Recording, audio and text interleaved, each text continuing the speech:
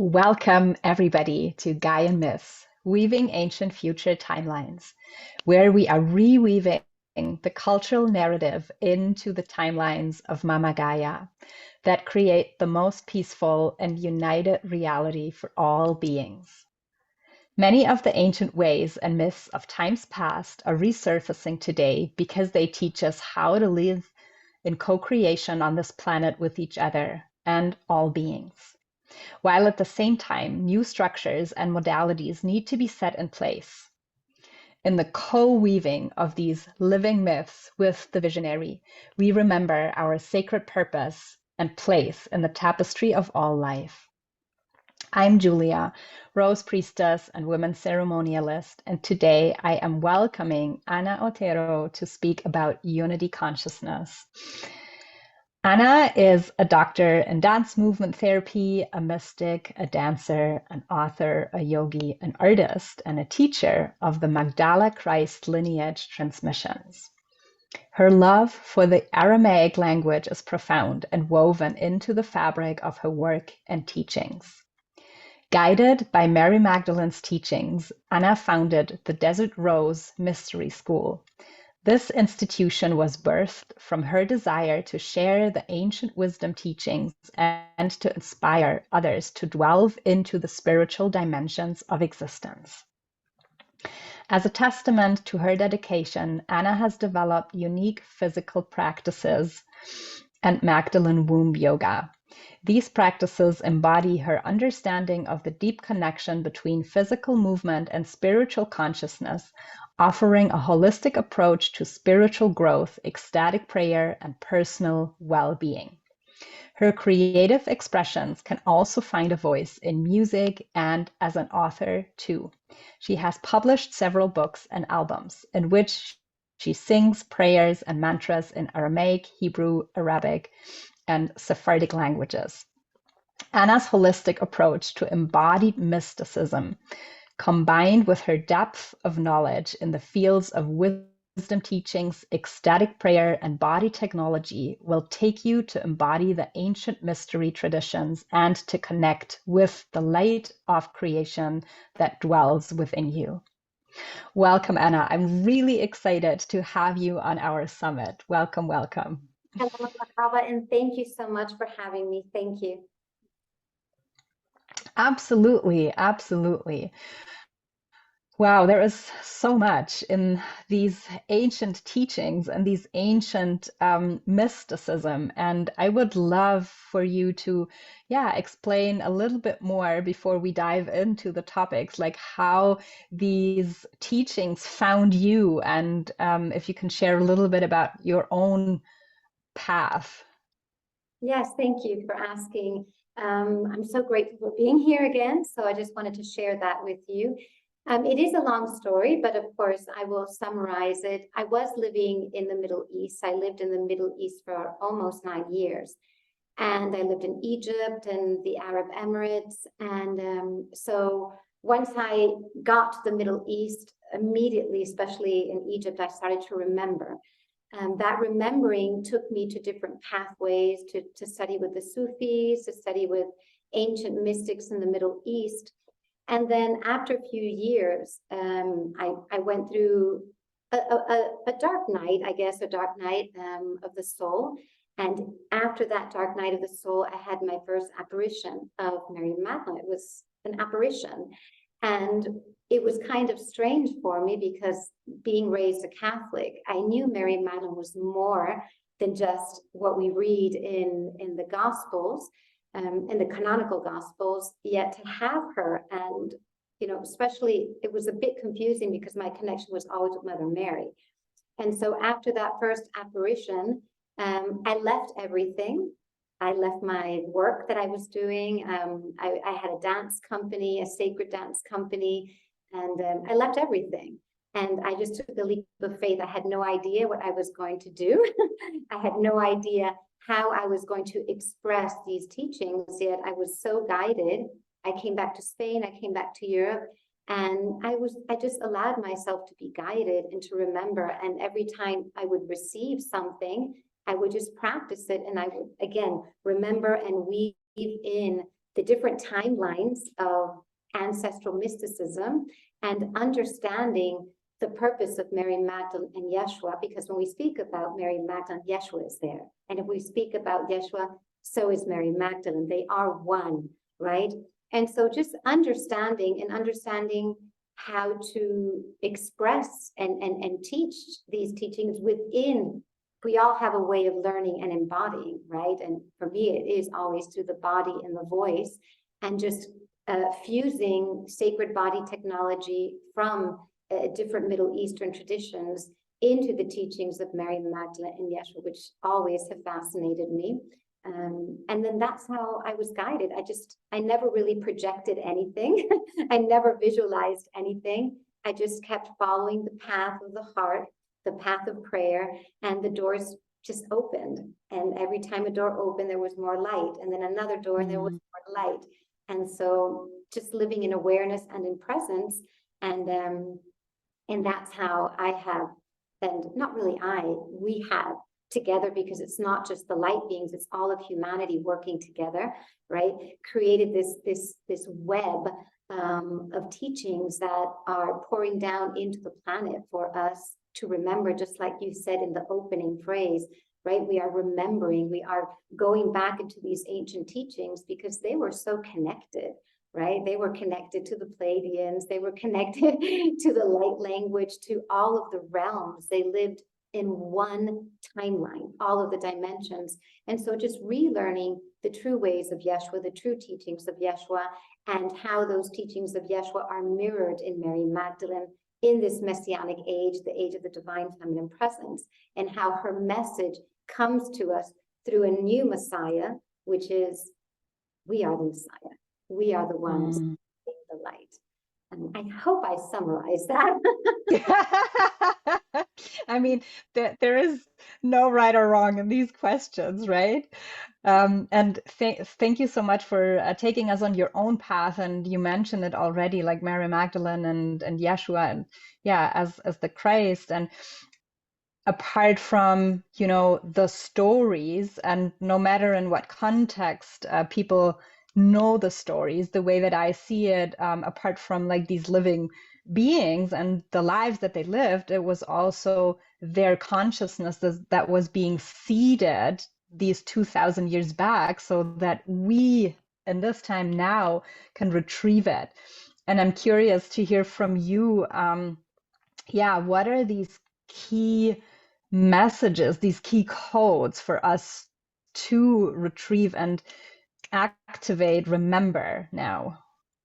Well, I love the way you said, because it is true. I mean, they were powerful light beings that were here on earth. They walked the path, they purified. We know that Yeshua, after he was baptized by John the Baptist and he received the Holy Spirit, the divine feminine presence, he went out into the desert for 40 days to purify.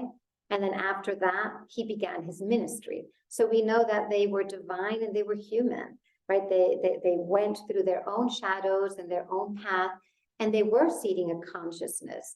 And to understand the consciousness that they were seeding, it's important to understand that they came from a very powerful lineage, right? A lineage that maybe is not talked about in the canonical Gospels, but we can read and we can, I mean, there is some information in the Gnostic Gospels. If we really dive deep into them, we can start to perceive a lot of what they were seeding into the earth. And this lineage was the lineage of light, right? It was the lineage of light creation, of the Garden of Eden.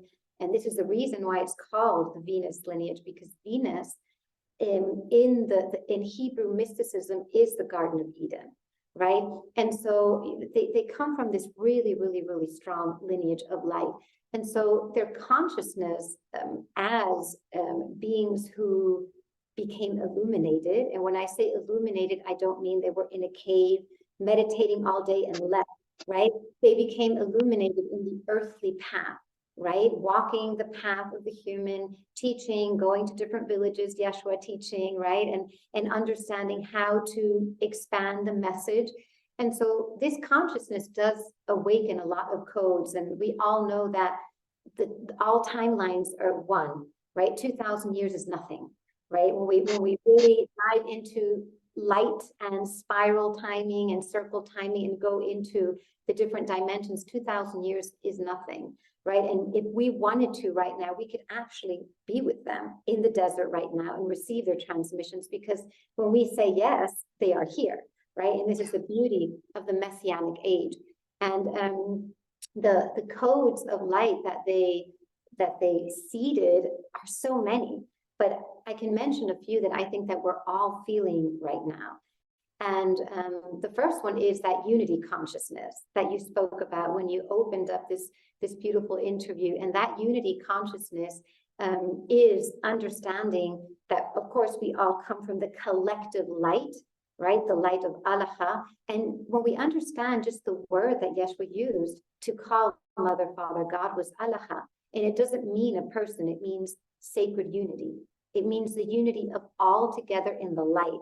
And so that's already one seed. And so when we bring that consciousness into us, which, you know, we've got the Christ consciousness, but we have the Magdalene consciousness as well, right? And that's the embodiment of the Christ consciousness in the body, in the earth. When we bring that into our reality, well, it is about the purification of any type of separation that we may be feeling within ourselves, and understanding that uniting the external with the internal, the outer, the inner, the above, below, masculine, feminine, and also understanding that we are one, right?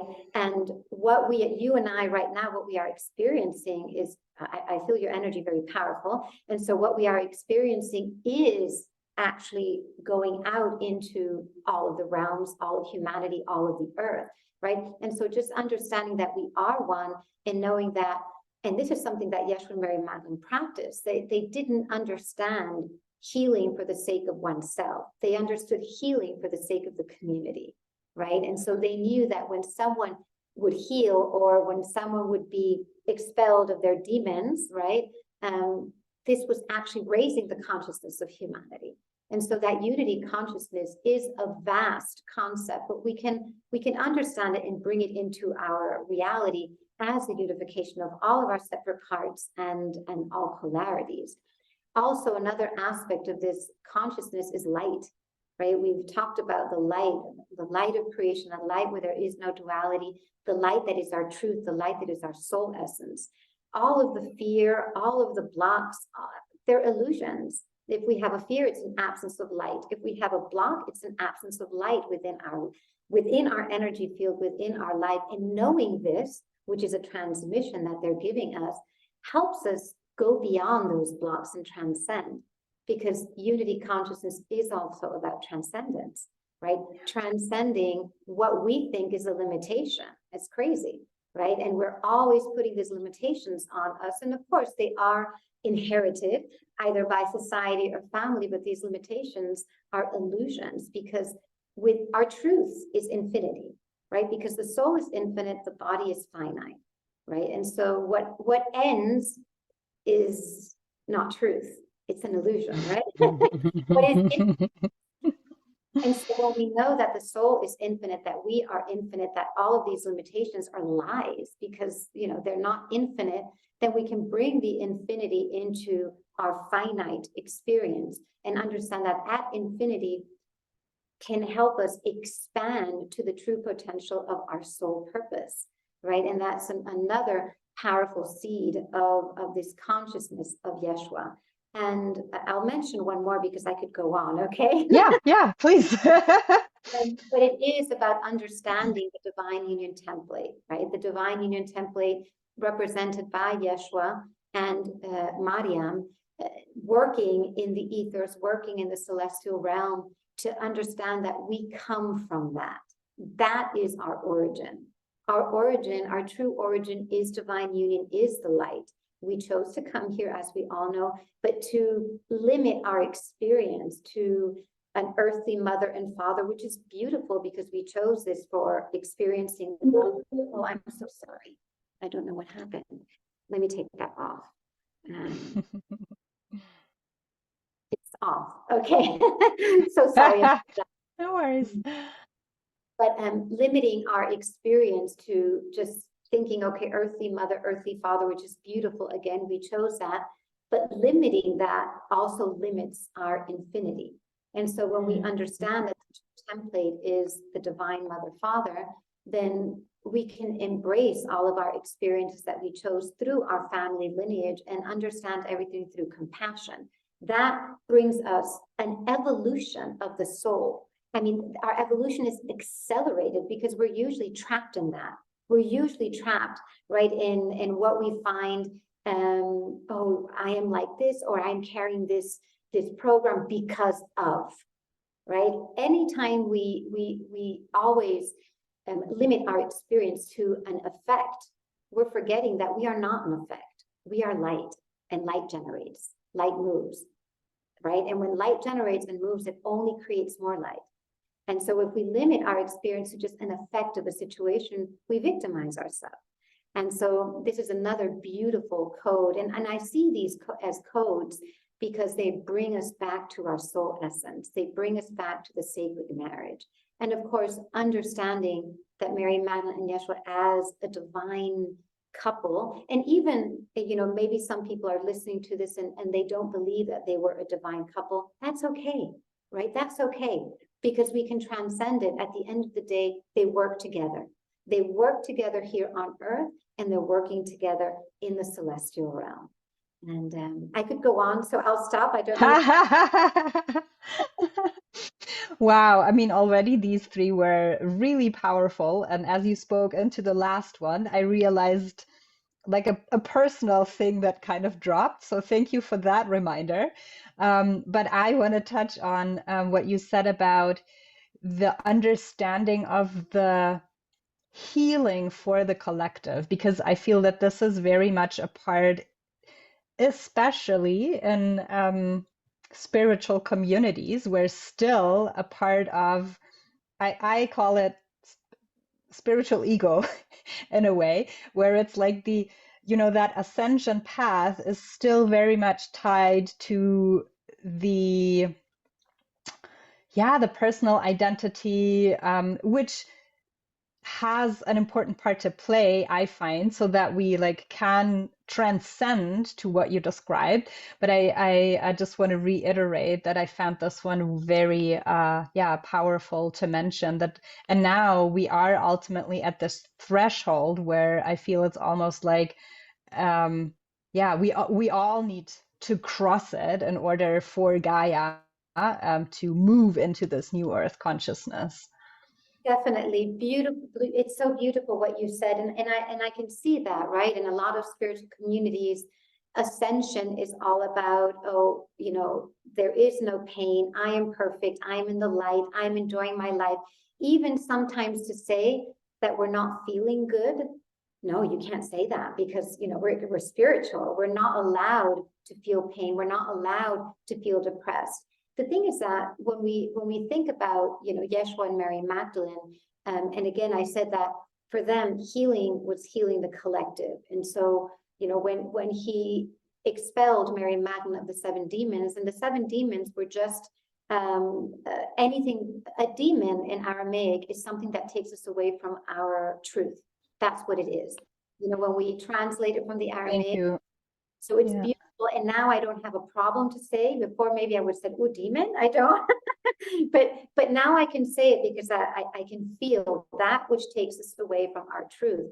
And so if someone is veiled, because we all have been veiled. I mean, I've been veiled. Yeah. We keep veiled.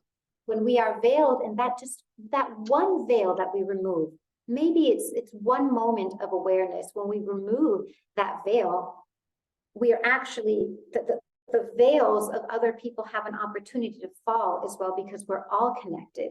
And so when they work together in spiritual community, ascension was about healing, right? Ascension was about removing the false layers and walking in truth.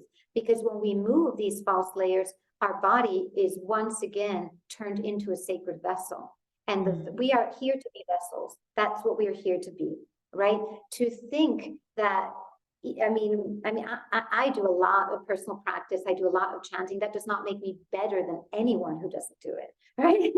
And why do I do it? I do it for me, but I do it for my family, and I do it for my students at the school. I do it for everyone, because I know that if I do it, then the people who are around me will feel something as well.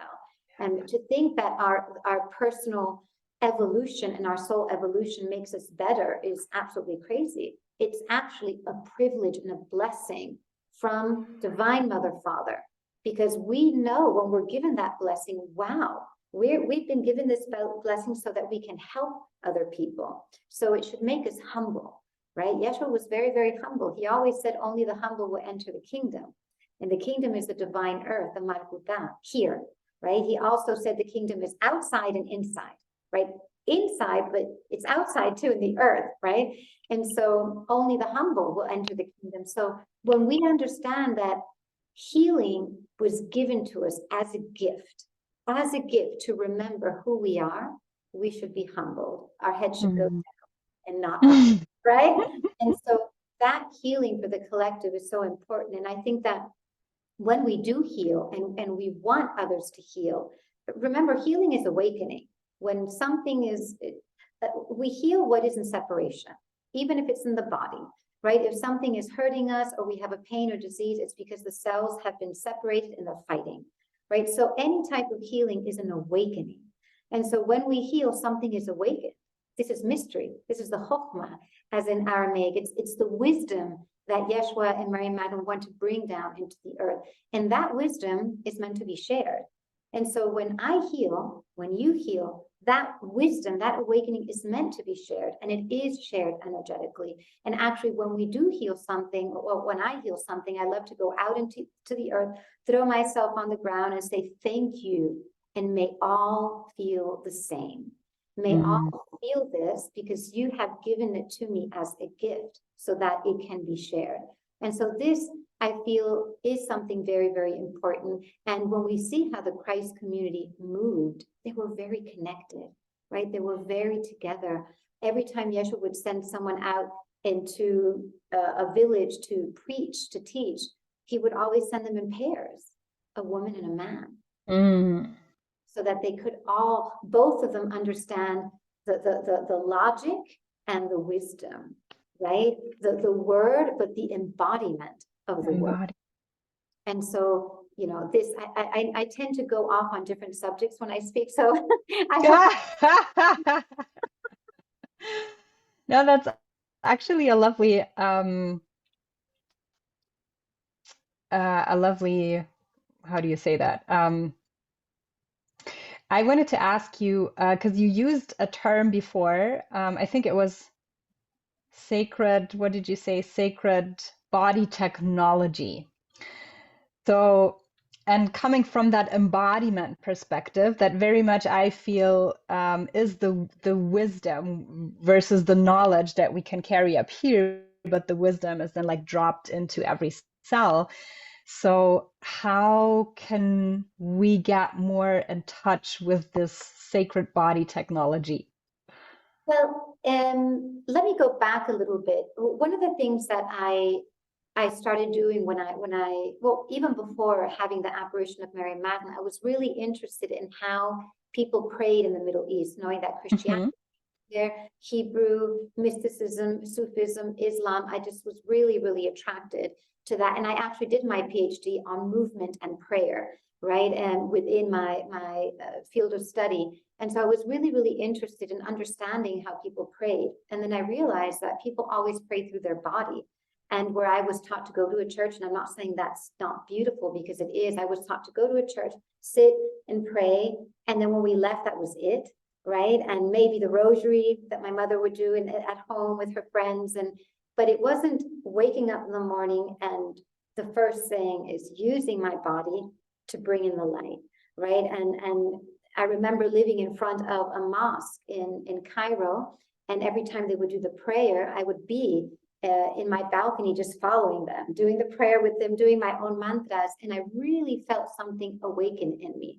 And so the wisdom, for it to be embodied, we know that it just is about living it, right? Experiencing the wisdom. I can say unconditional love, but if I've never loved unconditionally, and I really haven't embodied it, right? And so that's important to understand. If I say compassion, but I'm really not a compassionate person, it's just the mind, then I haven't embodied compassion. And we can see this happening, whereas the age of Aquarius, the age of the Holy Spirit, the shadow side is the mental, right? We can see that you need to be compassionate, you need to give, you need to be unconditional love, but then I don't want to talk about it, I want to be it, right? And Yeah. so that is a process of reflection, of contemplation, of healing, of humility, right?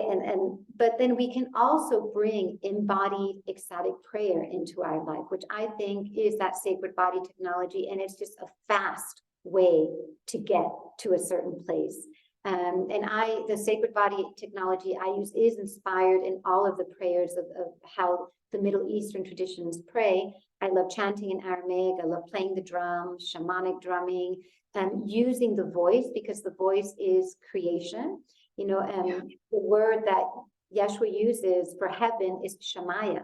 Shemaya means light and the word, right? That's what heaven is. It's light and it's a word, it's sound. And so when we use sound, I think our sound is already a way of embodying, because our sound is really not from here. It's still connected to the Garden of Eden. But the thing is that the voice is trapped. It's trapped in the false layers. And when we start a chanting practice, the false layers start to move, and then we can really bring in the true voice. And that voice, the voice of the soul, accelerates healing, accelerates the mission. And so that wisdom that you talked about when you asked me the question, because of course I like to go through a circle before answering completely. The wisdom is what we're here to embody in the age of Aquarius, or the age of the Holy Spirit, some call it, or the Messianic age. We are here to embody the teachings of Yeshua through our experience. And this is why we have now the Magdalene consciousness. Her consciousness is a wisdom that streams through our bodies, that we are here to live, to experience. And again, if you want to accelerate, we can actually go into a sacred body practice as prayer, right? I call this Aramaic creation spirituality, because the spirituality of Yeshua and Mary Magdalene is a creation spirituality. They are here to show us how to create, just like the Creator, to create with light, to create with love, to create with our body, our words. And within that, we're already starting to hold wisdom. Just one more thing, because I know I tend to speak a lot. When I started channeling Mary Magdalene, and again, I'm a very grounded, earthy person. So for me, this was something very new to say, okay, I'm channeling. And this happened in 2011, a few years back.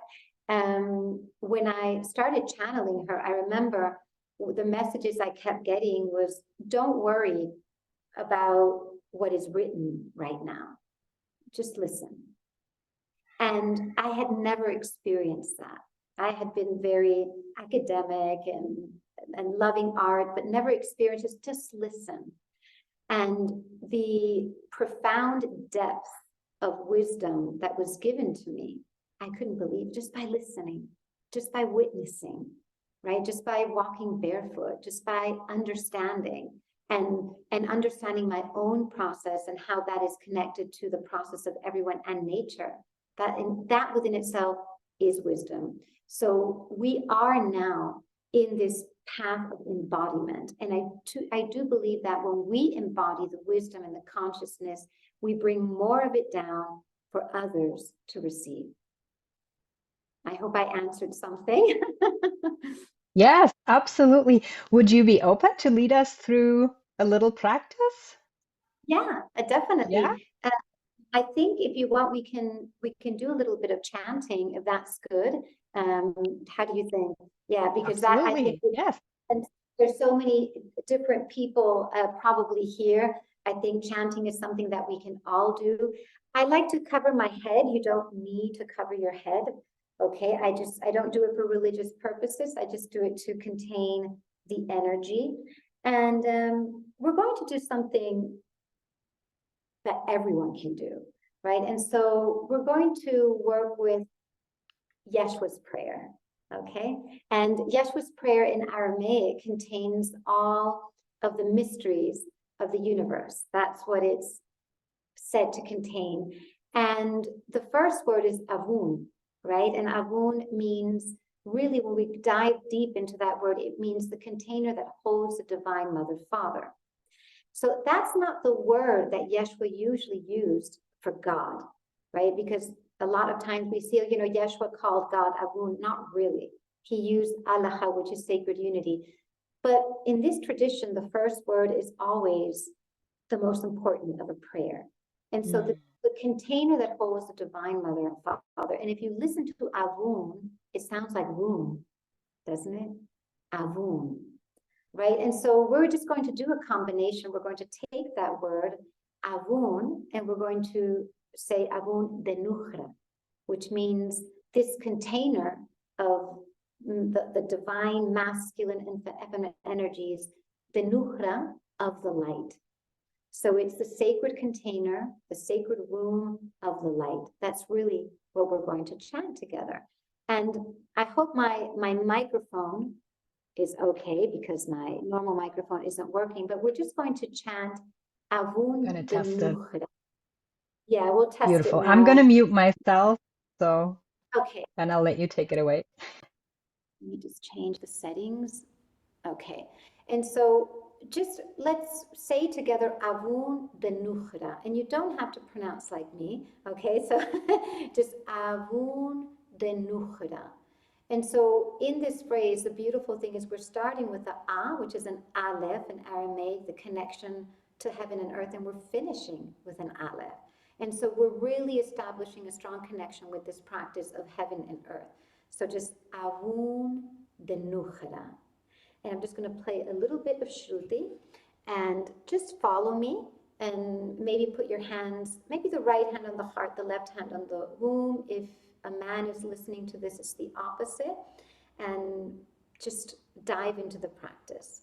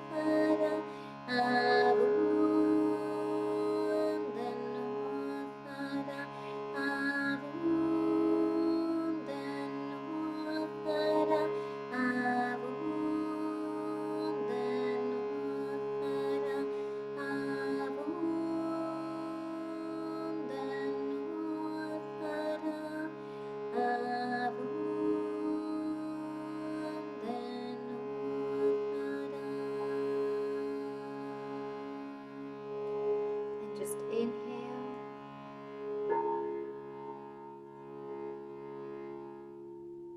Hold the breath.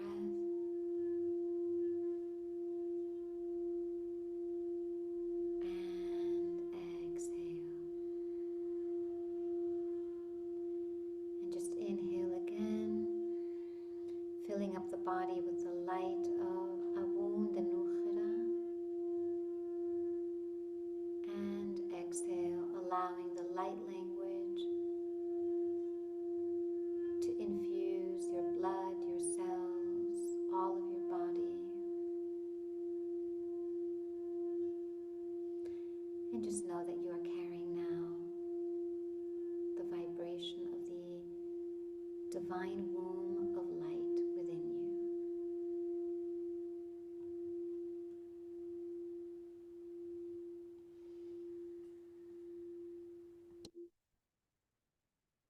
And when you are ready, you can slowly open the eyes.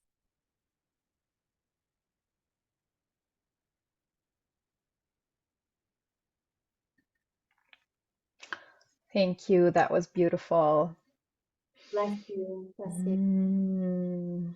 Mm, thank you. I feel super expanded, especially like the connection between the earth womb and the, the cosmic realms is very present right now. Thank you. Bless you. Thank you.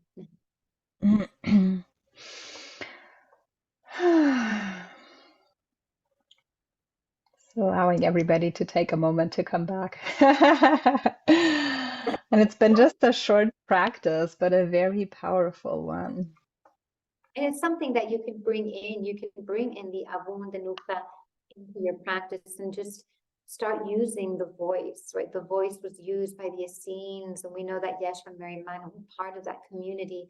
So the voice is something very important. And if everything was created by the word, imagine what we can create, what we can truly bring into our lives if we start to use the power of our word as well. We all have beautiful voices that are waiting to be used, right? Definitely. And I also feel that, it doesn't always have to be like singing or toning if people are not comfortable with that, but just recognizing the power of the spoken word as prayer. For me, that was quite a realization, like how I want to focalize the energy in using my voice and what I almost completely erased out of my vocabulary. Voice is a center of creation. It's the higher womb, right? We've got the womb, the physical one, and the heart, and then the voice is the womb of the ethers. And so, like you said, not everyone is comfortable with a chanting practice, but you can use the word, right? You can reflect on your word, and it is power. And learning how to clear the voice, just we can do it by opening up the throat chakra and understanding that the word is part of my expression and part of my soul, my sound, right? Beautiful.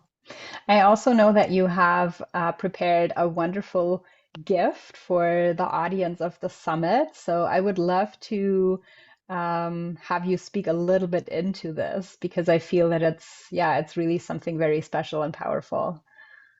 It's a complimentary course on Mary Magdalene as the feminine Christ, and it really includes so much, right? It's not just a one video. There are lots of videos where I talk about the Magdalene consciousness, I talk about Mary Magdalene, and there's even a little mini Mirror 4 teaching on rose essential oil if you're interested in that, and just diving more into these teachings. And we all, of course, there are so many people who work with Christ consciousness, with Yeshua and Mary Magdalene. We all have different expressions, and I know that many of you are already working with this. So if there's something even different or new that you want to bring in as well, or you want to integrate, it's a beautiful way to just understand how I experience, we all can experience the Magdalene consciousness and Mary Magdalene as the Kala Messiah, as the feminine Christ now on earth. So it's also a little bit of a chanting practice as well, and movement meditation. So I hope that everyone enjoys it if you tune into it and you listen to the videos. So thank you for including these. Absolutely, absolutely. Thank you so much. And yeah, before we wrap it up, I mean, I know that we could talk for hours about this, and it feels like it's just scratching on the surface. But is there anything else that you would want to share with the audience? Yes, I want to share that, like I said, there's so many people working with this consciousness right now. And if it is the first time that you're listening to it, you are carrying the consciousness. Because if you are in this summit, you are here to receive something from everyone that is participating. We all know that everything is a co-creation. And if we are here, it's because we chose it before we came, and we really did. And so even beyond like I said before, you know, some of us do feel that Mary Magdalene and Yeshua were a sacred couple, but you don't have to believe this. You know, you can transcend it and see them as divine, holy teachers working from the heavenly realm.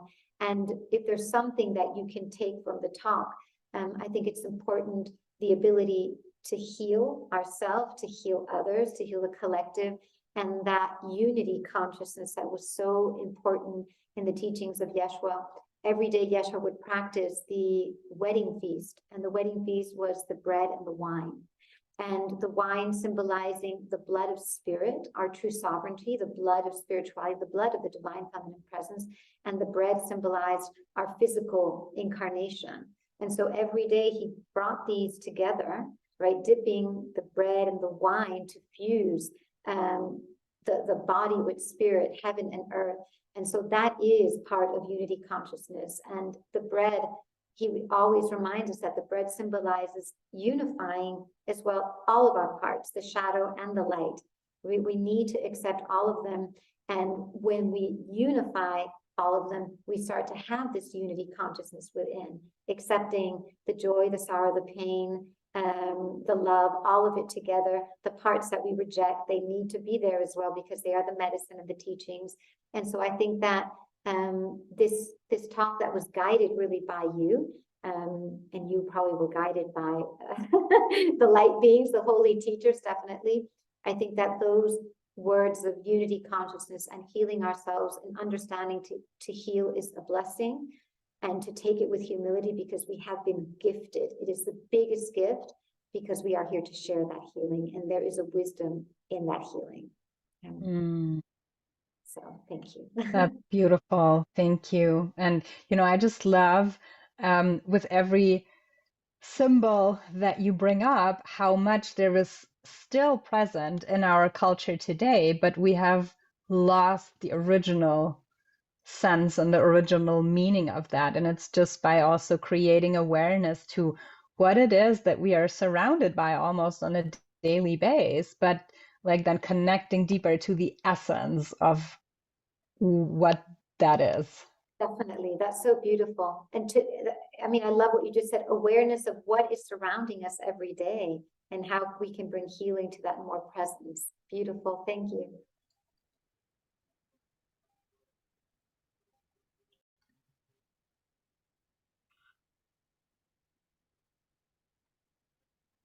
Okay, we're back. Yeah, it left us off with the awareness to the surroundings. Yes, very important, right? To be aware of what is surrounding us because we have chosen it, and to bring our awareness and our healing and understanding the wisdom that is always being given to us in every single moment, right? With every interaction. Yeah, yeah. Well, thank you. And how can people find you? How can people currently work with you? Well, you can go on my website, which is anautero.com, and there you can find the offerings. We also have an online school with a lot of courses, so the website will take you to the online school. I also do live retreats.